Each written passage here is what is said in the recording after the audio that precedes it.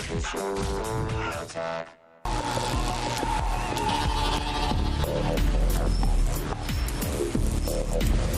you love having a laptop almost as much as you love beating up your laptop, then you might want to kick around the Durabook. If you drop your laptop as much as Olivia, you're going to need the Durabook. Its magnesium alloy case makes it drop resistant, the anti-shock mounting protects the LCD screen, and the keyboard and touchpad are spill resistant. Plus, the Intel Centrino Duo processor, 2 gigs of RAM, and 160 gigabyte hard drive make it super quick. So pick one up, then drop it, starting at $1,950.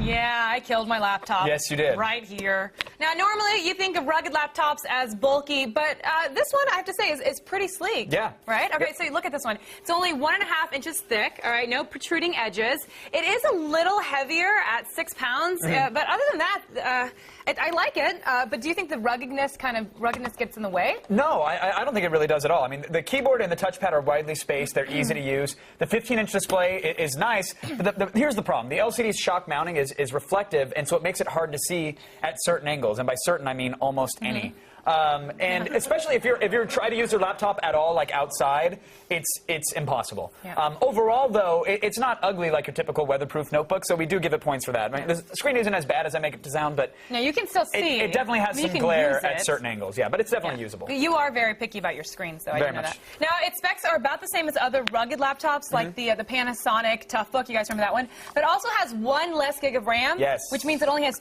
2 gigs total. That's 1 less. Yes. So, how do you think how does it rate in our PC Mark test? Respectable, actually. It did okay. It scored about 4,200 points in PC Mark 05, which is pretty good. You're not going to be doing any serious gaming or video editing on this thing, but it still works well enough if you want to float 100 transparent windows on top of each other. That test ran okay. So for productivity purposes, you're fine. Like you're typing and whatnot, there you go. If you're doing that. Yeah. Okay, now if finally, you want to off-road and Word at the same time, there you go. this is it. You know? Well, okay, it is finally time to find out what this laptop is really made of. So Yes. we have to put on safety goggles. Do we? Because we're going to do some damage. We have to put on safety goggles? goggles? Because it makes us look cooler. Okay, yeah, let's put it on. All right, so first of all, there's the old shock test. So, these Yeah. are fashionable, too. I'm glad we got Right? this. So as long as the hard drive isn't accessing, you should be able to shake the hell out of it with no problem. Like, Shake it really get harder. in there. Harder. Yeah, scramble it, baby's brains. Yeah. Still working. Still good to go, actually. All It's right, just now, fine. is there a drop test? There's a drop test, and there's also a spill test that we can put it through. Okay. But, so let's say a drop, which is what killed your laptop. Yeah, from this exact height. Right, your laptop was closed. It was Now, right they back said we have here to do, behind like, home base.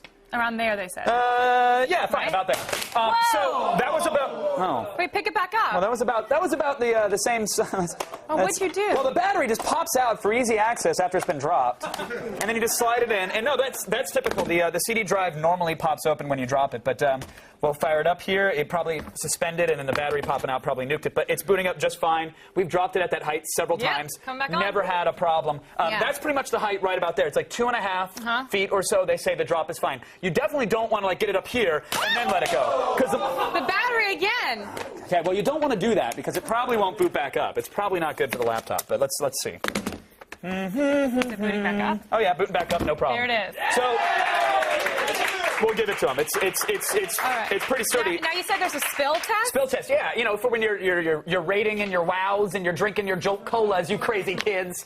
I was you're at a typing bar away. the other day having Bloody Marys in the middle of the day, and some stupid woman next to me decides to have her laptop at the bar, and I spilled my drink on it. Oh, did you really? Yeah, but you shouldn't have a laptop at a bar. Right. Lady. All right. And you shouldn't be at a bar at noon, but that's another story. So let's say you want to email the producers of Intervention while you're sitting there at the bar. Okay, so I'm going to be typing. And Olivia comes up and goes, "Excuse me, I'd like to blog with you, but with the pouring on the laptops. I'm sorry, I'm just pouring on the laptop and on the screen and whatnot." Kevin? What? It's a spill test, and as you see, the water what do you actually drains off to the sides. It's totally fine. We ran it under a kitchen sink, and we're still able to type on it with no problem. So totally good. But again, just remember that, like, you look, it's running just fine. Windows is right there. Mouse is still responsible, so it works. Yeah, see, you're good to go. You just definitely want to make sure that if you've got it up on something this high and this slippery, that you don't drop it off, because that would again be very bad for the laptop. Wow. All right, well, it starts at $1,950, which is about $800 less than the comparable Panasonic Toughbook.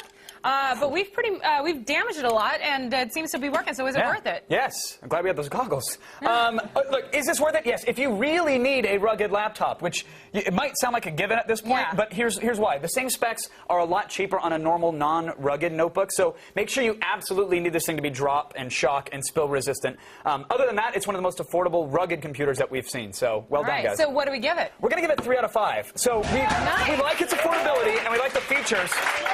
But even though obviously we're playing around during the review, we do have a few doubts about how rugged it may actually be. I mean, we did drop it one time and it failed to go into standby mode. That could have been a bad thing for the hard drive. So we don't know about the long-term durability. But right now it's covered in liquid and the battery compartment's open. So if it boots up again, maybe we'll give them another quarter seal or something. All right. Well, that's it for today's Gadget Pond. But if you have a gadget you would like to see us rate, log on to g4tv.com/review this.